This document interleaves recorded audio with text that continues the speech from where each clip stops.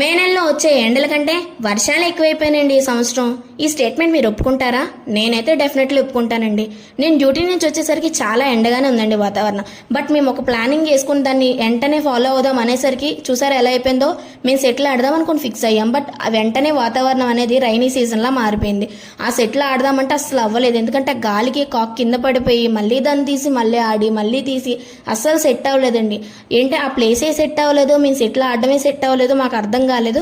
But ఆ కాక్ అయితే కింద పడి మళ్ళీ తీసి అసలు చిరాకు వచ్చేసిందండి గేమ్ మీదే మాకు.